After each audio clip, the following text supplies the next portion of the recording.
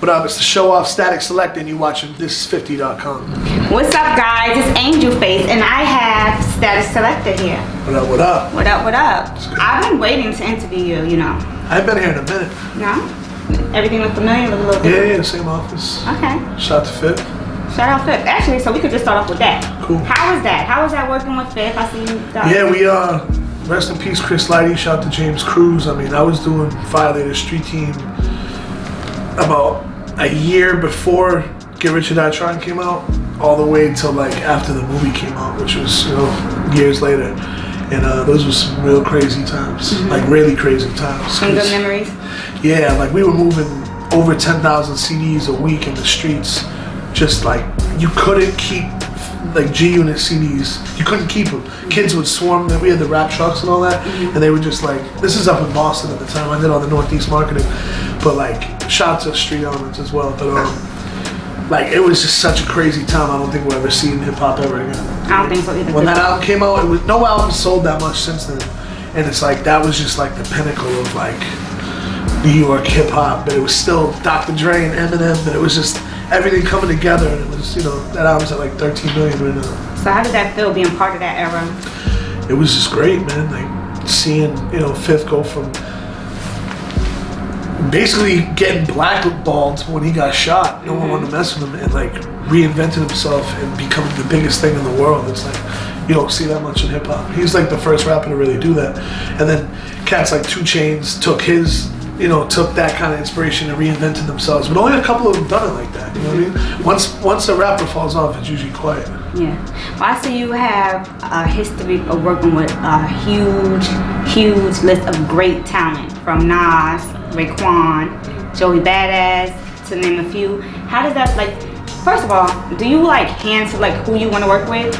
Are you very most of the time, selective? I put my energy towards Okay. what I'm messing with. So it's like, positive energy attracts each other. If it makes sense, it makes sense. I don't work with cats that feels forced at all. It's always like a mutual thing. So you gotta have bars. Yeah, I mean, it's hip hop. I don't want to work with people. Like, why would you want to work with someone who can't rap? Somebody that's whack. A lot of people do. You mean whack? Like there's producers that sit in the studio with people that can't rap and they try to make records. That blows my mind. Why would you want that? Okay, so I've been listening to Show Off Radio, and I see that you guys be going in on the whack rappers. Oh, what do you consider? I kind of calm that down because at this point, I get more. I feel like I spend my time better when I'm putting light on something that's not getting enough light, as opposed to like just shitting on something that's whack. Now, if someone violates the whole culture, like then it's time to shit on them. But so, what do you consider a whack rapper? Like the kid Little Xan this week, I know everybody's talking about. He said I think they set him up or whatever, but he still said it. He did an interview and they were like, "What do you rate Tupac's music?" And he said a 2 out of 10. And this kid can't rap, and that's a fact. I'm not dissing him. I'm not saying he's not going to be a good artist with a hit record or any of that. But as far as like being an MC, don't ever. I mean, just the fact you're living off hip hop, don't ever disrespect someone like Tupac or Big or even Jay-Z or someone that's still doing it. Like, if someone helped lay the road for you to make money off this and feed your family, don't you gotta pay homage. Yeah. Artists, you gotta pay homage. And you gotta pay attention. Like, if you're gonna call yourself a rapper or MC, you need to know Tupac and you need to know Biggie. At least those two people you need You to gotta know what you're trying to do. Exactly. Like, that's like trying to be a basketball player and not knowing who who Jordan is. Yeah, I mean, Jordan's the top of it. It's like not knowing who Muggsy Bogues is, or like knowing like who Reggie Miller is. It's like knowing the people that weren't the biggest stars, but knowing who helped pave the way. I mean, Tupac was the biggest star, so. And it's cool to have opinions. I don't have to like a certain down south record, but if it helped lay the path, I respect it. You know what I mean? Play the records, support the artists. So who do you think is the hottest right now in New York?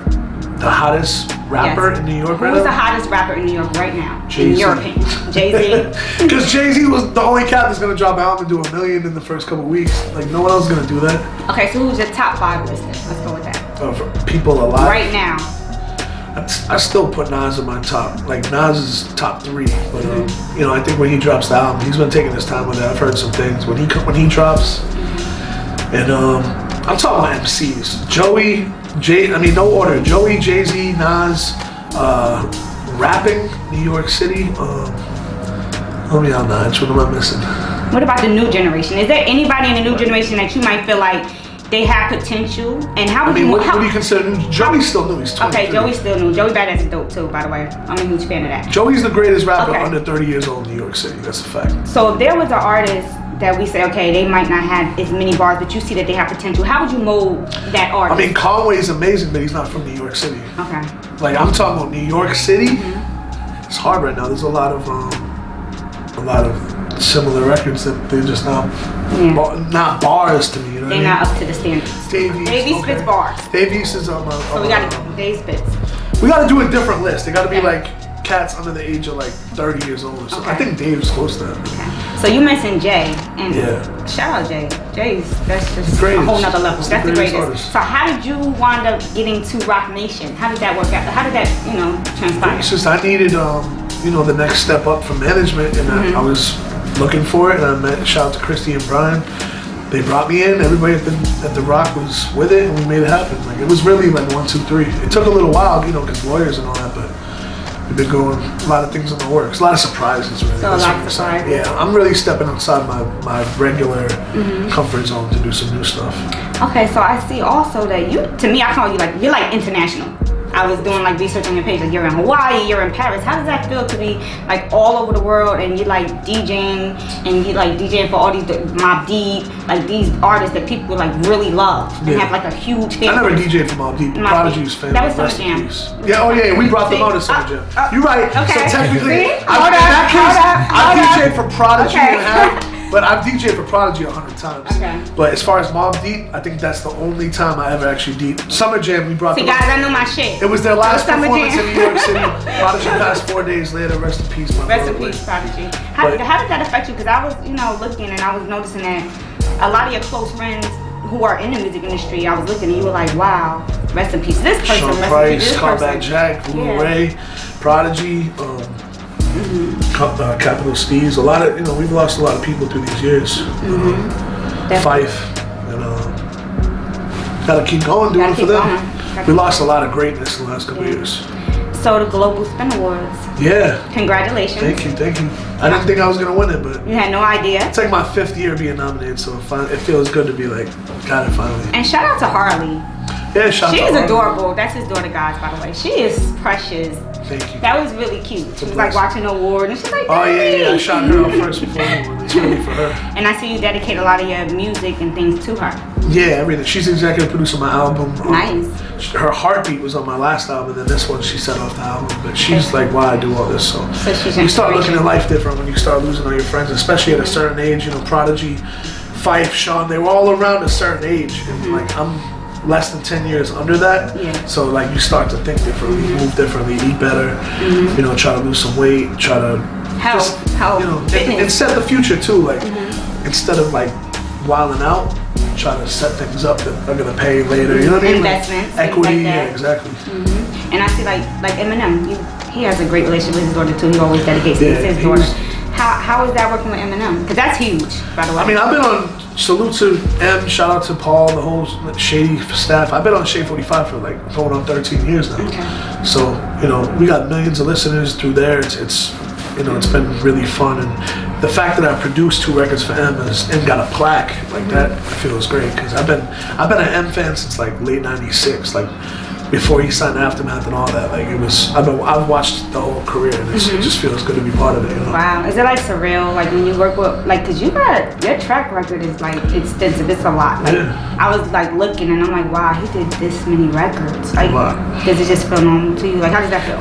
I mean, you have your moments where hits you. It's the little things though. It's not the big things. It's a little thing where I'll be in a club and someone will be playing and that artist will be texting me, asking me a question about nothing to do with hip hop, and I'll be sometimes it hits you damn, this shit is these are my friends. These people I have relationships with. Yeah, I don't even stay in contact with people that ain't forced. I mean, that seem forced. So what does the 7 stand for? 7's the number of God, and I'm not even religious, but I believe in God. I just don't believe in the separated religions. Okay. So I mean, it's my 7th album, Lucky 7. My daughter was due in August, and she was born in July. She has the same birthday as me, but in July I'm 123, she's 723. Nice. And just 7 was lucky. I got real lucky on that 7. Well, I'm asking God because if you could just turn, he has a lucky 7 on his neck, so you gotta kind of know what this is about right here. 7's a great. And so this album is 8. Yeah, which is, it's based off of, I play a lot of pool, like it's the 8 ball. And I didn't want to call the album 8 ball because the rapper named 8 ball and it just makes it weird. But shout out to him, he's a cool dude. But I just called it 8. So what's next? What new projects are you working on? I got an album Currency done. I got an album with 2 Chainz. I got a bunch of EPs I'm doing with up and coming artists, like a kid named Millies, who's been killing the freestyles, all different shows. My man Crime Apple. My man Annoyed at Me and doing something. A lot of new artists I'm gonna be putting out. And visuals. I was looking at the visual you got with the locks. That's super hot. That's Shout a out good to the visual. Locks. And you guys had a little drama there, like it was a little. Oh no, that was in the West Side. That was in the West Side Direct, Gun video. Yeah, shout out my man Nigel. He directed it. Shout out We were in Nigel. it was West Side Gun, Conway, and Terminology. The title track to the album. We were in Buffalo and like wow, we were about to start shooting it, and like literally Conway was about to start rapping, and they just started shooting like 20 feet away from us. It was unrelated, but still like when you see it in the video, that shit was really going down. It was the same place we were at. It just like it's crazy that we were actually filming. So what was going through your mind at that time when it happened? I think my first situation. Okay, so you've been The first situation is get behind the car. The first situation is get behind the car. And make sure they ain't shooting at you. As soon as you find out they ain't shooting at you, you can kind of chill out a little bit and just wait for it to be over.